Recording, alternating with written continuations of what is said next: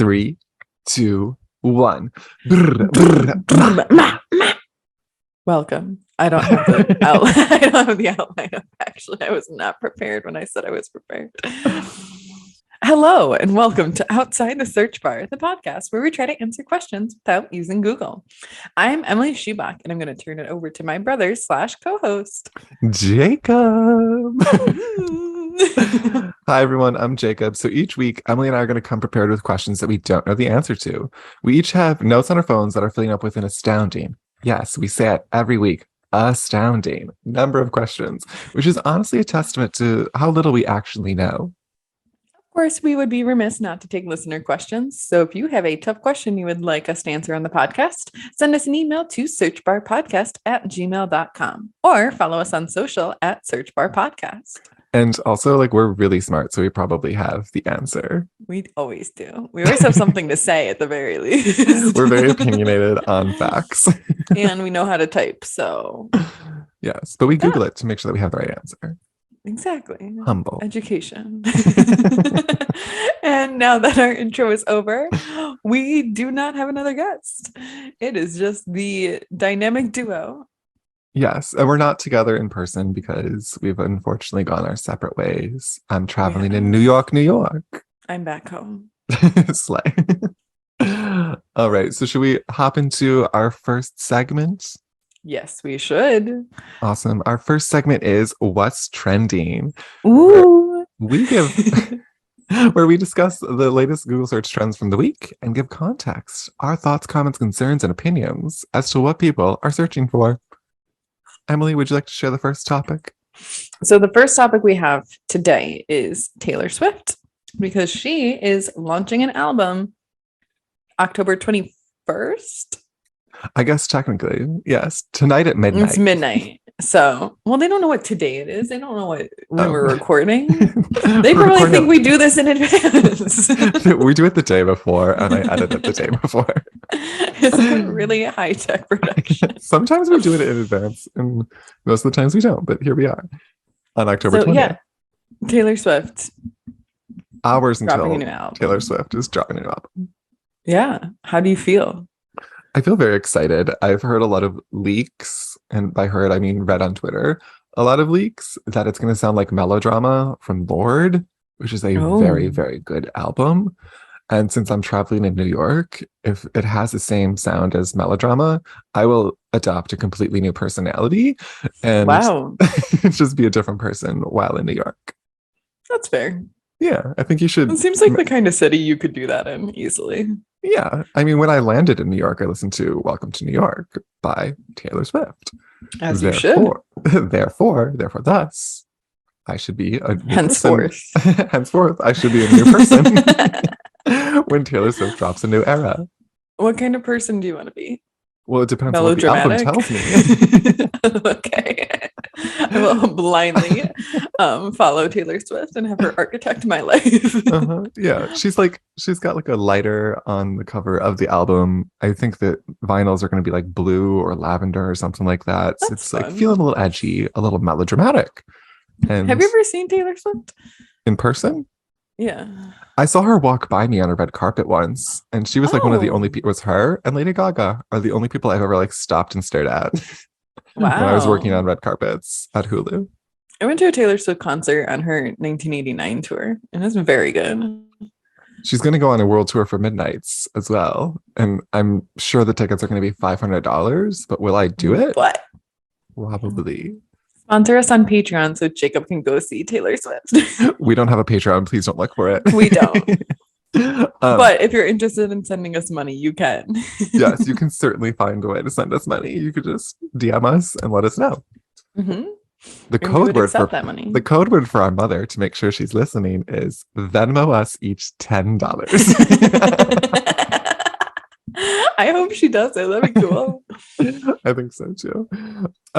So the next thing that was trending was Martha Stewart. And Emily, we discussed this before we started recording. You don't know why Martha Stewart is trending, do you? No, I do not. Other than what I Jacob told you. Jacob informed me that she posted a thirst trap, which we love. So we're gonna get a live reaction of Emily looking up Martha Stewart's thirst trap. Is it on Instagram? I believe she posted it on Instagram. I'll just type it into Google. I'm sure it'll come up. While you Google it, love that. I'll describe my first initial reaction to it. I thought, damn, Martha, you look good. You're having a great time out there. Whoa, first off, she's 81. Yes, that is correct. She was also recently on an episode of The Kardashians, and you could tell that she didn't want to be there, but she was being paid handsomely to be there. But in this advertisement that she posted, you could tell that she really wanted to be there. Martha Stewart. Yeah, Martha Stewart poses in only an apron in viral video, and the fans are responding. The fans are responding. Oh, it's a video. Oh, it's for Green Mountain. I wonder what you call the Martha Stewart fans. Enjoying the natural flavor of pumpkin spice from Green Mountain coffee roasters. And nothing else, literally. Just look at this. A thing of natural beauty. No, not me. My Green Mountain coffee roasters pumpkin spice coffee. Martha! Are you going to buy her pumpkin spice? Maybe. I think it was a good wow. It was really good. My favorite part was that she was like looking this way the entire time, like very clearly reading her lines. Yeah. But she committed to it. She committed to the voice. She committed to like the, oh, not me. Like she leaned into it. So I'm pretty impressed. I've heard that she's good. Yeah, I've heard that she's good to work with. Like she's like a jolly and like a very pleasant person to work with. Interesting. I listened to a podcast a little while back about like women or something, and I went through like her whole story, and it's actually very fascinating. Oh, I'll have to listen to that mystery podcast that you just recommended. I don't remember what it's called. We'll Google it and we'll put it in the show notes. I don't. It was a while ago. It was in my previous apartment, so I remember I sat on the bed, facing a different orientation than my bed currently is. I just don't ask questions. So Martha Stewart, keep it up. I would probably. Martha Stewart needs our advice. I think she does. Everybody loves a little positive reinforcement and some encouragement. Sure. One day we'll read ads like that. That'd be. Would you post a thirst trap? Absolutely. If someone paid me $3,000, I would absolutely do it. So yeah, I would drink Martha Stewart's coffee. Love that.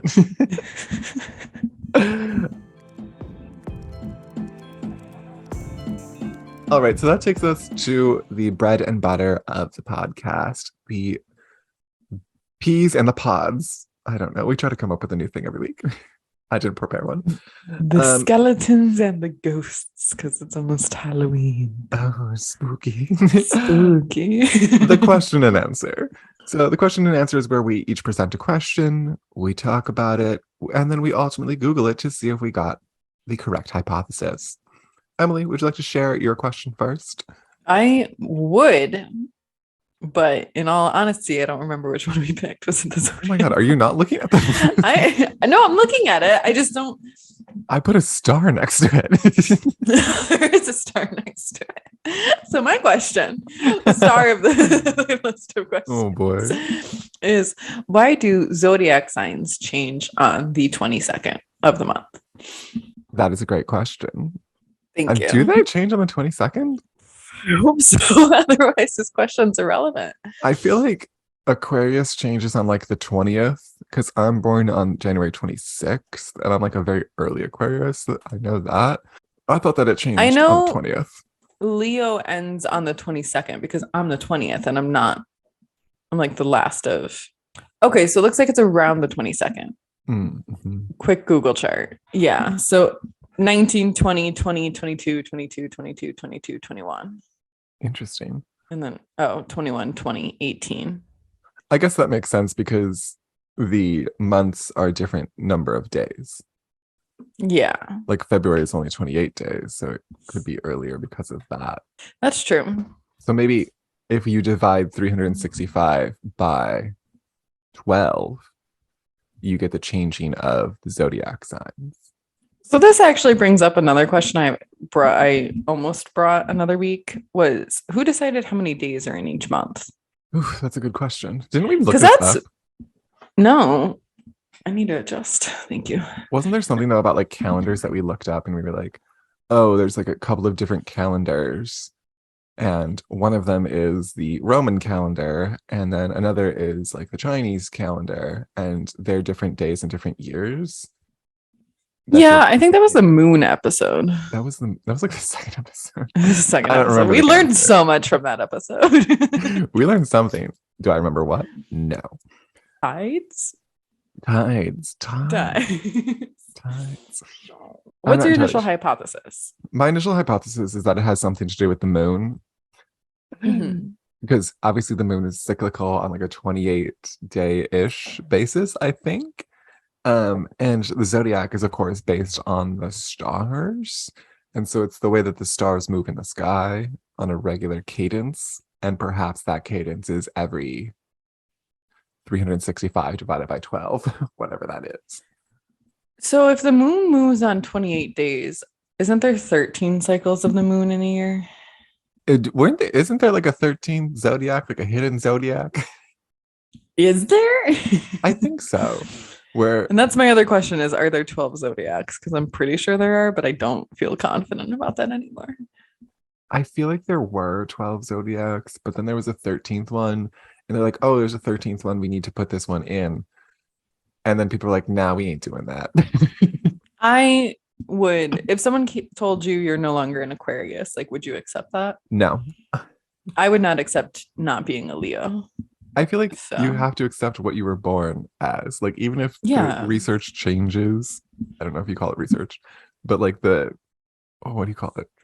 Astrology. Best practices change. I started as an Aquarius. Like, that's where I'm at. And because Pluto of where I will was always born be a and planet for me. What are your rising and other signs? The rising and the moon. I don't remember. Mine are both Sagittarius, which makes mine Aquarius Sagittarius an acronym for ass. Oh, that's fun. I know one of mine's a Scorpio. Ooh. I don't remember what the other one is. It might be another Leo. Scorpio season. John's a Scorpio. Oh, wow. He thinks he's not, and then he does these things, and I'm just like, I just whisper at him, Scorpio. It's really fun. What are the things that make you most a Leo? This isn't going to help us solve the question, but like, I'm curious. The concept of celebrating like a birthday week, birthday month, like it's very over the top, all about me. Like I am a shining star in everyone's life. Yeah. Definitely that applies. A lot of energy, I think. Like to be doing new things, don't like to be tied down. A passionate lover. Wow, nice. Yeah. What do you think makes you an Aquarius? Aquariuses are very independent. I like to just be doing shit on my own. I love going places alone. I love walking around, seeing things. It's a fantastic time. Also, Aquariuses have a really good sense of intuition. I can tell when someone's like not a good person like pretty quickly. I'm just like, I won't fuck with you. That's fair. Do you find what's before Aquarius? Is that Capricorn? I think so. And do you find any tendencies of Capricorn since you're on the buffer? I don't know literally anything about any other sign than my own because I'm self-centered.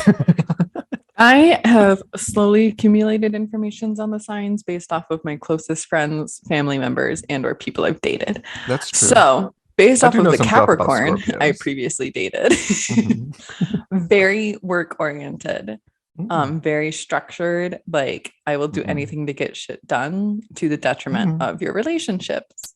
Not play. Hate that. Anyways, why do zodiac signs change on the 22nd? I think it has something to do with the moon. It's all about the moon. Because the solstice, yeah. They're on like the 21st, 22nd, right? Mm-hmm. So I feel like they just took those and like divvied it up evenly. That makes sense to me. But like, so, okay, logistical question. If we're in Leo season, is that like when you can see the constellation it's based off of? Maybe. Like, how did they get assigned to each one? Maybe it's the alignment of the planets. No, that doesn't make sense because that keeps changing. Yeah. Like, why would it change on the 22nd versus changing on the 1st? And if that's the case, why did we build our secular calendar off like a week from what the moon was cycling? I guess it does make sense, though, of the changing of the seasons lining up to the 21st, and then you just interval it out. I think that should be our hypothesis. I agree. I now have the question of why our actual calendar doesn't line up with the moon. That's weird. Should we Google it? Yes. I'll Google why our calendar doesn't line up with the moon. Okay. Why do... Oh, my default browser updated to Yahoo again when I reset my computer, and I hate that. Oh, interesting. Okay. Do you want to go first? Because I'm still looking. Yes. So this comes from the source calendar.com. And it's a entire page dedicated to moon calendars. And the question that it asks is, are lunar calendars more accurate? So lunar calendars may have been accurate when establishing months, but it's a bit off when it comes to the number of days there are in a year. A lunar year is only 354 days. So if you were to use an accurate lunar calendar, you would either lose 11 days or add an additional month, which I guess wouldn't really make sense because it established it as 12 cycles of the moon. So you lose 11 days as compared to the Gregorian calendar, which is the widely used one. That's because it takes 365 days for the Earth to orbit the sun. So the way that we orbit the sun is different than the speed at which the moon orbits us. So after 3 years, the lunar calendar would be about a month behind the Gregorian calendar. And so some people use moon calendars, I guess, and they take this into account and get back in sync with solar calendars every 33 years. Oh, wow. Okay, I can accept that. But my question is like, why does January have 31 days and like February has 28? It's a good question. Like, who chose those numbers? Like, I get we have to divvy it up differently, but like, seems pretty arbitrary, honestly. Okay. Why does February have 28 days? This is from childrensmuseum.org. And it says, because Romans believed even numbers were unlucky, each month had an odd number of days, which alternated between 29 and 31. But in order to reach 355 days, one month had to be an even number. February was chosen to be the unlucky month with 28 days. It's really just very arbitrary that they thought odd numbers were evil. But also, like, there's not 29 days in the month. Like, they're 30 now. And also 355 is not the correct number of days in a year. Oh, this was when Numa Pompilius took reign. He tried to make it more accurate by aligning it to the 12 lunar cycles. And so he added January and February to the end of the calendar. To the end of the calendar? That's what it says. So I remember in 7th grade Latin class, we learned that January's like etymology was from Janus or Janus, who was like a god of beginnings and openings. And that's why it was January, because it was like the beginning of the year. So that does not make sense to me that he added it to the end. Or Dr. Collins was lying to me. Couldn't tell you. A maxima. But then it continued that in 45 BC, Julius Caesar commissioned an expert to create a sun-based calendar like the one the Egyptians used. And so the new Julian calendar, which again was based, I guess, on the Egyptian calendar, so I got to give them the credit, added a little bit more than 10 days to that 355-day calendar. So they then like just kept adding days, I guess, to the calendar, making each month either 30 or 31 days, except for February. Then to account for the extra quarter of a day, that's how we had a leap year in February, which I guess started at 45 BC. I was just going to ask when the leap year started. That's crazy that they figured out that we have an extra quarter of a day. I don't know how they figured that out because, like, I don't think I would be like... be able to... I want to notice. I mean, I guess they didn't really have, like, Twitter or, like, anything to distract them that they could be like, here's what the sun did today. Yeah. I guess do they like keep track for a year and then they're like, oh, here's what happened. I don't know what that science Fair. experiment looked like. I don't know. I imagine it had something to do with a sundial and measurement. That's what I picture too. Okay. So for the zodiac sign dates, Mm-hmm. it says the star signs are calculated basing the first day of Aries on the spring equinox, March 20th/21st. The first day of the spring equinox is when the zodiac Aries starts. Okay. And then they like go off of that. But the issue is that the equinox occurs 6 hours later every 4 years to account for the leap year, which is why the dates sometimes shift. Oh. So there could be some Aquariuses born on the 20th, and then some Aquariuses born on the 21st. Yeah. Or something like that. Right. The next frequently asked question was, do zodiac signs change from year to year? And apparently on July 16th, 2020, NASA tweeted, we see our comments about a zodiac story that reemerges every few years. No, we did not change the zodiac. So thank you, NASA, for some clarity. Is NASA in charge of zodiacs? Probably not, but I could see like a lot of people just assuming like NASA, space, zodiacs. Why are you changing it? Got it. So wait, so how do they determine how long the cycle is?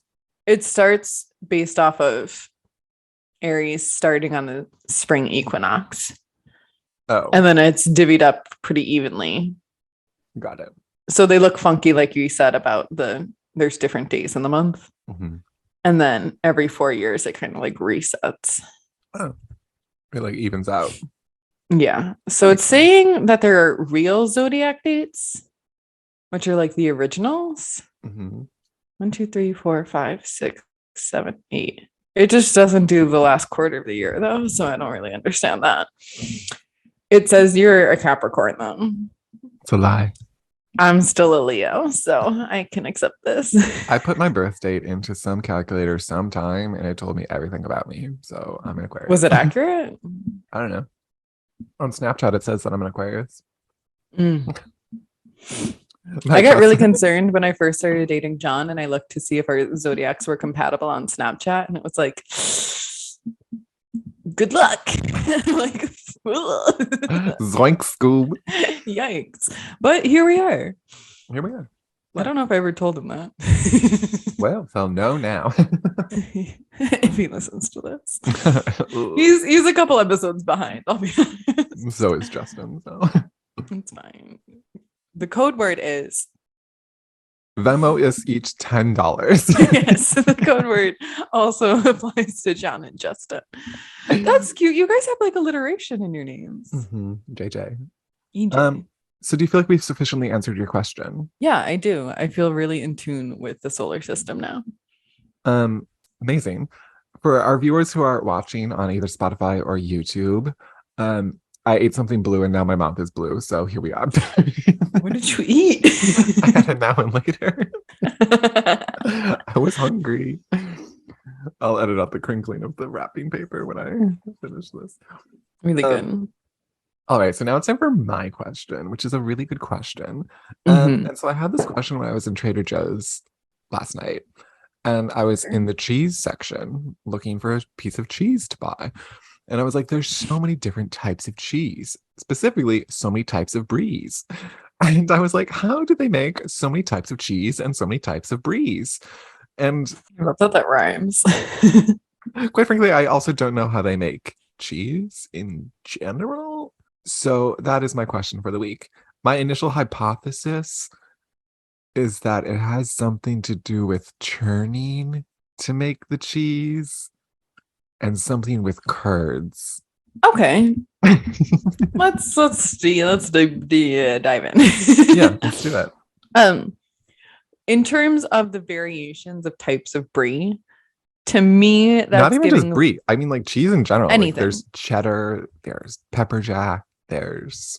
I feel like it's going to be something like based off of the type of milk you use, like cow, goat, whatever. But then, like also like the type of cow. I feel like it's going to be like very similar to how honey tastes different regionally based off of like the wildflowers that bees pick up pollen from. That's cute. Isn't it cute? Love that for bees.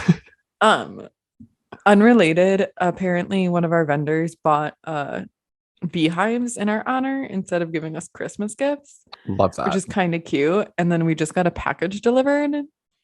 Of And bees. the rest of my coworkers think it's honey from like our beehive, but I really kind of hope it's like a bag of bees because that'd be so funny. Well, you better open it fast. Do you not open it?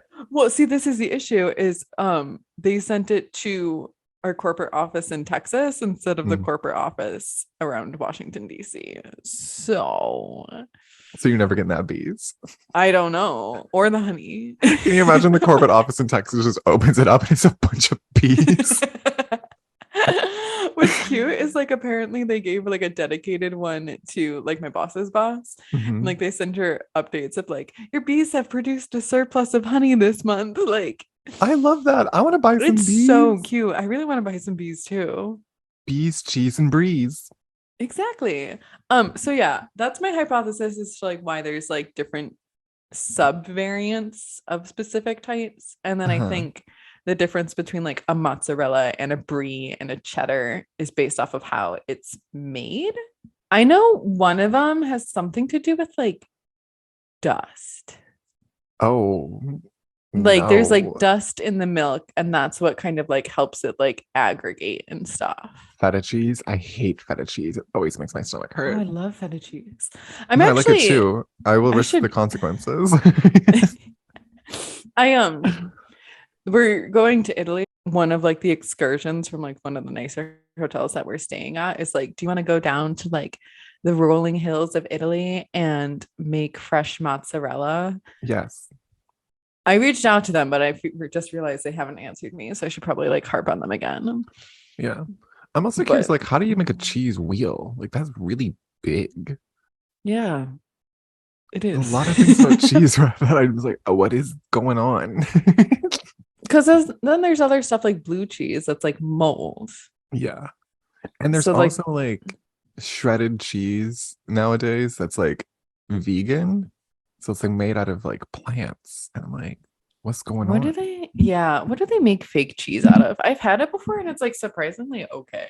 Yeah, it's okay. It doesn't have like the right consistency when you melt it though, in my opinion.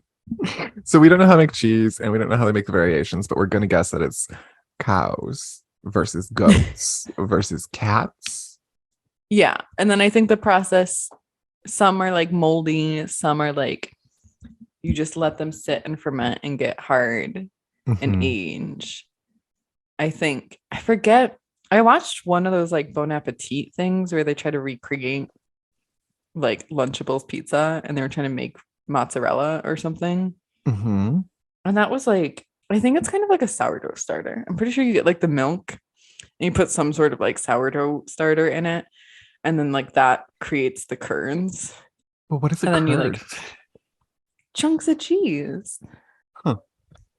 To me, that's like when you have like soup and then like that film like coagulates on the top. Yeah. That's my impression of a cheese curd. Okay. But like more. And then you think you just keep mixing it until it becomes a block of cheese? Yeah, or like you take out like the chunky bits and like you like press that. Or maybe it's like wine. Like you have to like leave it in a barrel or something. Yeah. That doesn't really make sense. And I wonder if it's like a mystery. I have a feeling there's probably something like, so I recently got a butter churn. Thank you, John, for the amazing birthday present. But what I didn't realize was like you put the cream in and then you churn it and the byproduct, like you get butter, but then you also get buttermilk. So I have a feeling there's like some mystery second product that comes from cheese making. Interesting. But I don't know what it is. Cheese milk. Cheesy milk. All right. So should we Google it? Yeah. Okay. I feel pretty confident in my hypothesis. How to make cheese. Is there anything I can Google? Well, how to make different types of cheese.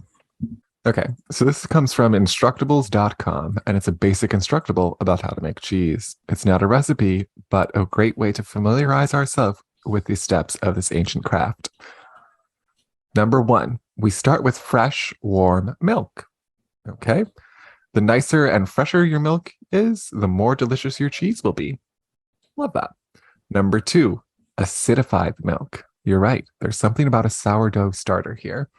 So it says one way to acidify it is to dump acid, vinegar, or citric acid right into the milk to get the correct acidity.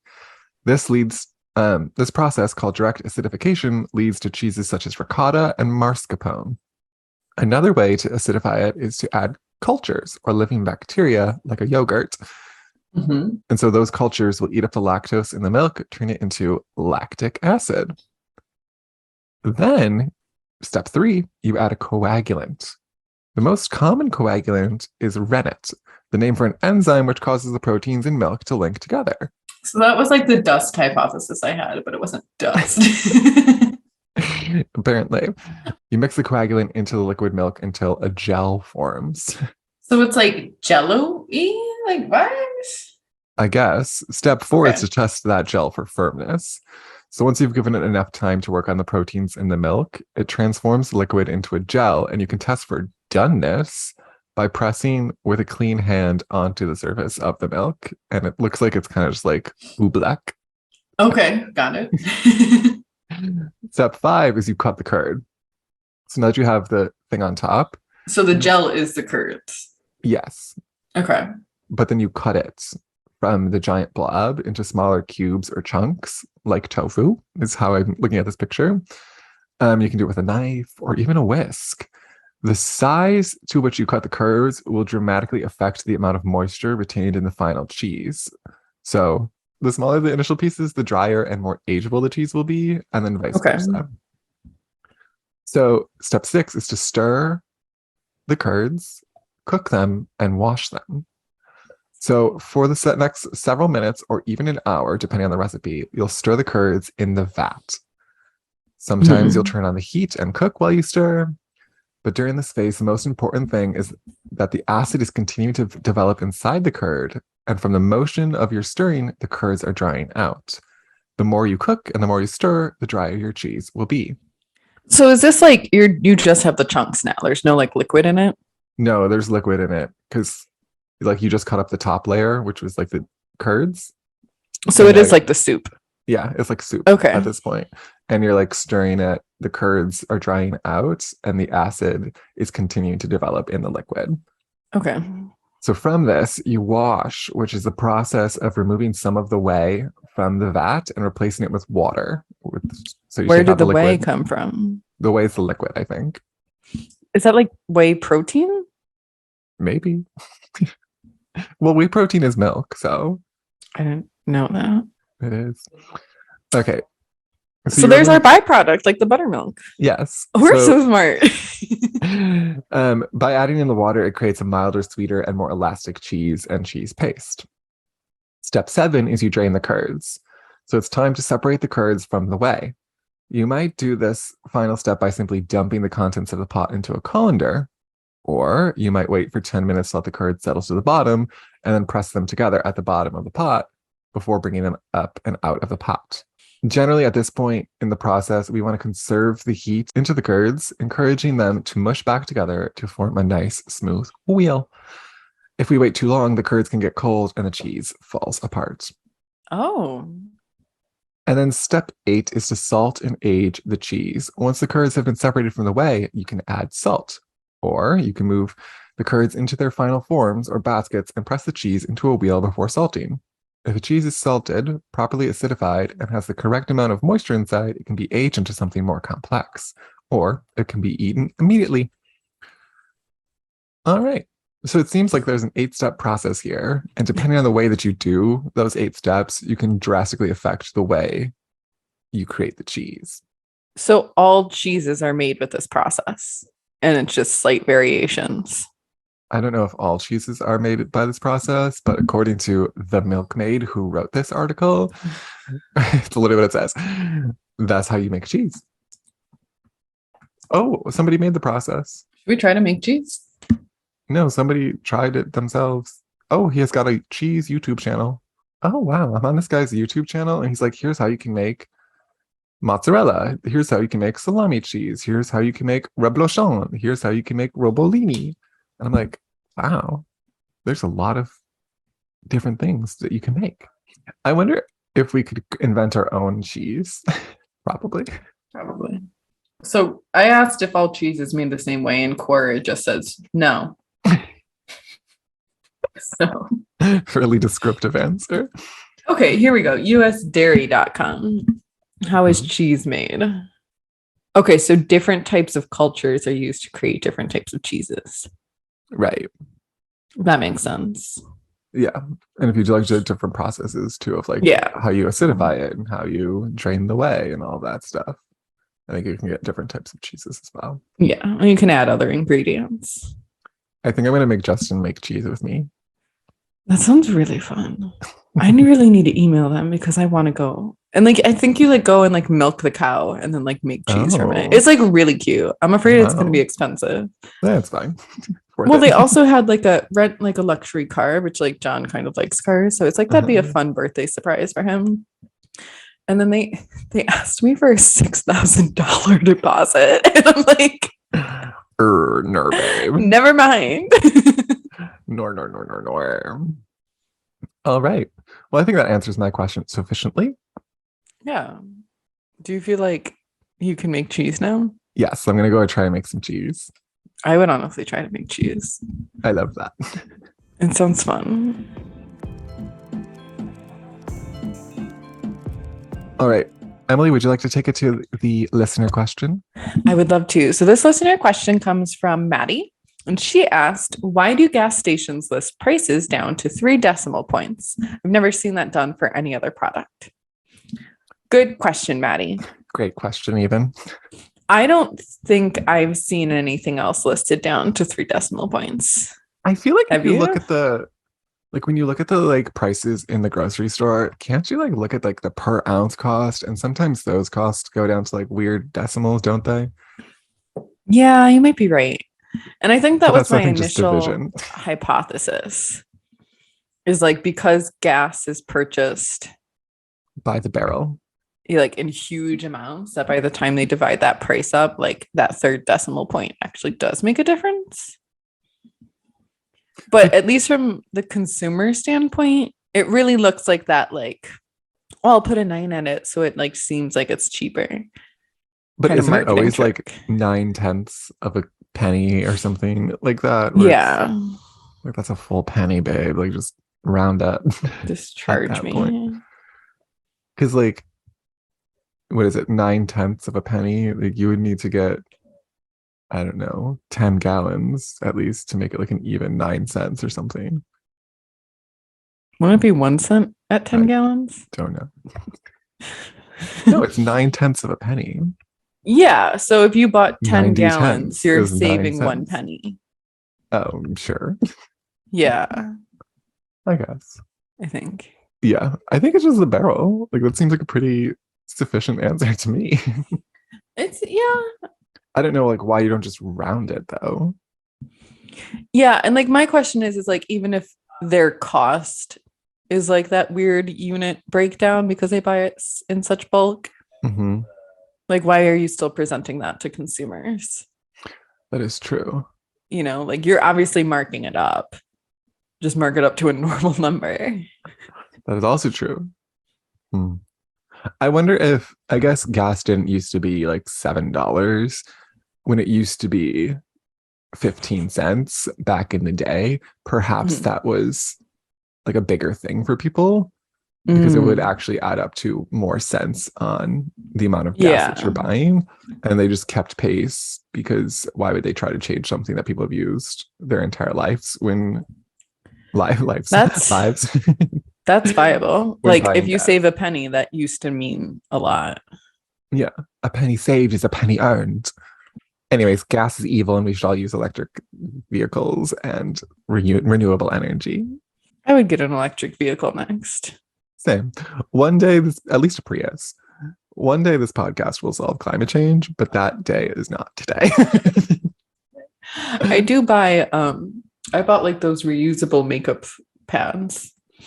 I felt proud about that transition. Yes, we need to take action on the government and corporate level to fix this. My friend works for the EPA, so she's literally doing it. Great. We got one person. I trust her to change the world. Do you think we can get her on the podcast for the we solve sustainability issues episode? I have asked her many times and she's like, I don't know, guys. So I'll ask her again. We can send her the sound clip and be like, there is now social pressure because we talked about you to the internet. It's true. All right, I'm Googling it. Oh, we have Quora answer. God bless All right. Quora. Why do gas stations display prices to the third decimal when only 2 decimal places cents are meaningful? All right. Rudolph Milan.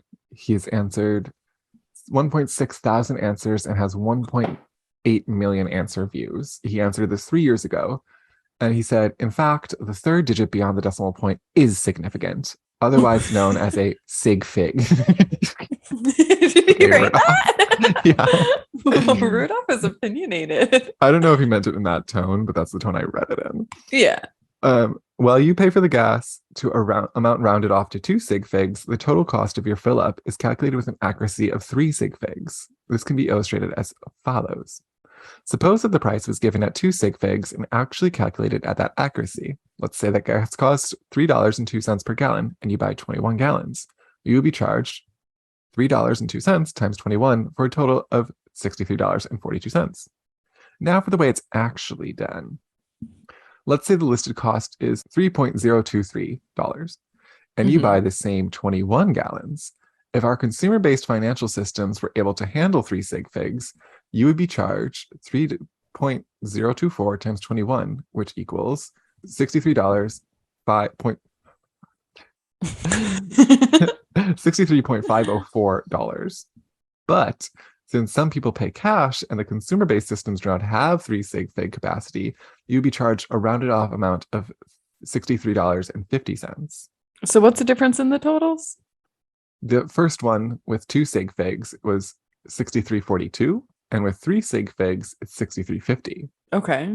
Note that if the gas station listed the price at 3.02, rounded to 2 sig figs, that would result in a loss of 8 cents on your purchase. Not much to you, but to Chevron and other oil companies who probably fill up billions of gas tanks each year, the difference adds up to millions of dollars added to their bottom lines. So again, we are being scammed by oil companies, and we need to stop them. Okay. Using that logic, Rudolph, why not just charge me the extra penny then? And then they're making millions of dollars more based off of those decimal points. And also, if this is really just capitalism, why has no other industry done this? I think it's the scale at which they have gas that allows them to do this effectively. Because everyone buys it in bulk. Yeah. It's not like you're buying. I mean, it would still be like significant if you're like talking about like gallons of milk that you're purchasing. But I think if Big Milk did this, then everything else in the grocery store would also have to do this. And that just sounds like a logistical nightmare to do it, because it would be very clear, like, oh, Big Milk is trying to like up their prices or some shit. Yeah, and I guess it's like to the bottom line. With gas, you're always buying multiple base units. Because if Big Milk is like, I'm charging $1.99.5, like you're not buying 10 gallons of milk at a time that rounding adjusts. Like you're just paying the $2. So. Yeah. And I would imagine that like a grocery store isn't selling anywhere near as many gallons of milk as gallons of gas that are sold every day. Is there anything else that's like sold in bulk like that though? What about like other forms of energy? Like, is my electric bill based down to multiple decimal points? Couldn't tell you. From the comments in this Quora article, it does seem that like most people are like, why is this the only thing that does it? So it seems like gas is one of the only things that does it. How else can we save the planet? We got to take down oil companies. How do you take down an oil company? Can we Google that? We'll figure it out. We'll figure it out one day. All right. Well, that was the episode. I think we did a good job. If you guys enjoyed it, be sure to find us on social at Search Bar Podcast. And my handle is I Got Shoeback. And if you have a question that you would like answered, such as Maddie's, you can email us at searchbarpodcast@gmail.com. And if you want to Venmo us, the code word is Venmo us $10. You can slide into our DMs and we will give you our direct Venmo handles. Is that the word for it? Mm-hmm. Also, feel free to give us a review. If you enjoyed this show, if you didn't enjoy this show, please give us 5 stars. It's a polite thing to do. If you made it all this way, you should give us 5 stars. Maybe we should plug reviews at the beginning for people who stop listening to us. Yeah, that's true. But if they stop listening to us, do we want those? Yeah. All right. Until next week. Happy searching. Bye. Bye. Outside the Search Bar is a Perfectly Done Toast podcast production.